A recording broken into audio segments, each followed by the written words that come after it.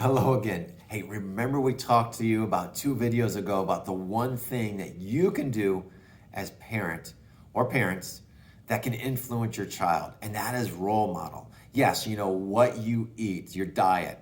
Are you resting well? Are you exercising? Are you getting up? Are you playing with your children? Those are definitely things that contribute too. How do you handle stress? Do you take things in perspective or do you react? Those types of things. And what are some things that can influence those stresses too?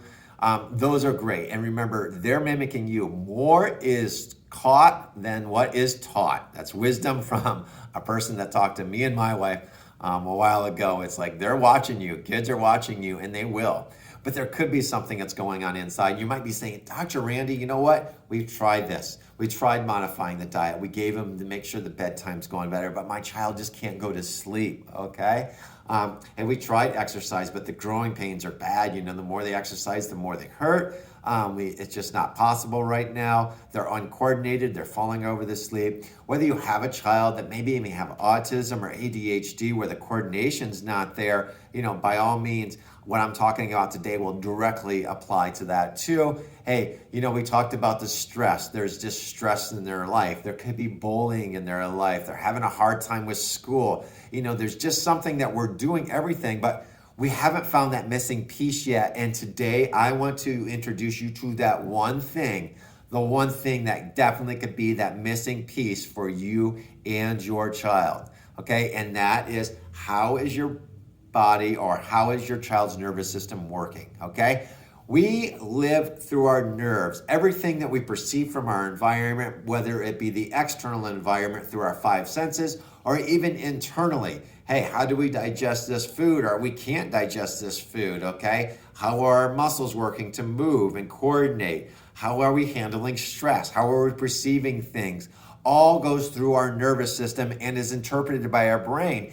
And if that nervous system, whether it be a specific nerve or parts of your nervous system, or it might be the autonomic nervous system that speeds your body up if you're getting chased by a tiger, or you need to calm your body down when trying to fall asleep, all are affected by this one thing, and we call that a subluxation. It's where the nerves are interfered with, or they're stuck in a state of stress and they just can't get out of that state of stress.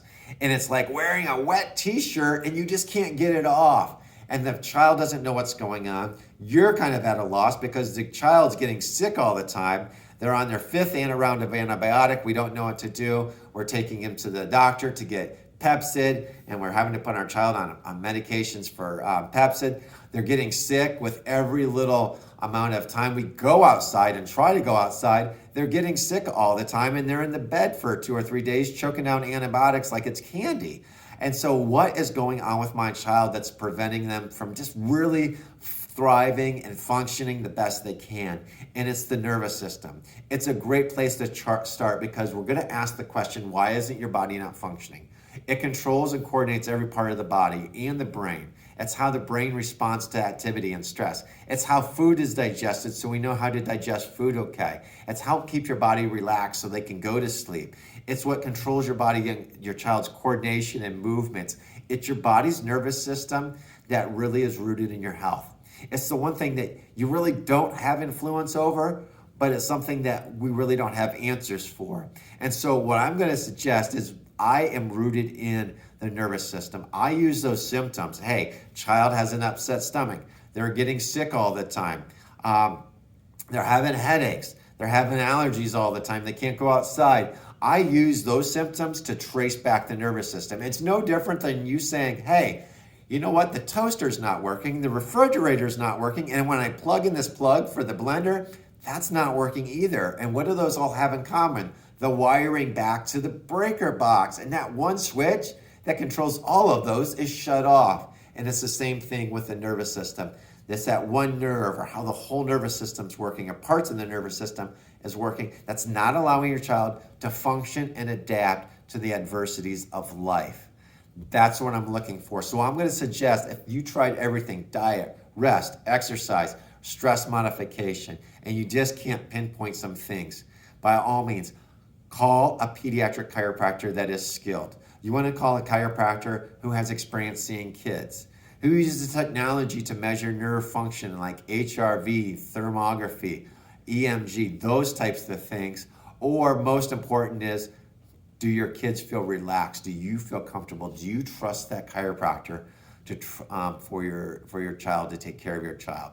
Hey, if you're at a loss and you don't know what to do and why your kids are getting sick all the time, and you don't want this year to be like last year, then I would suggest giving me a call.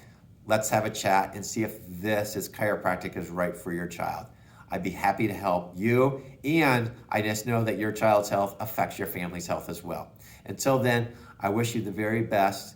Have a great day. Get outside and play. Bye-bye.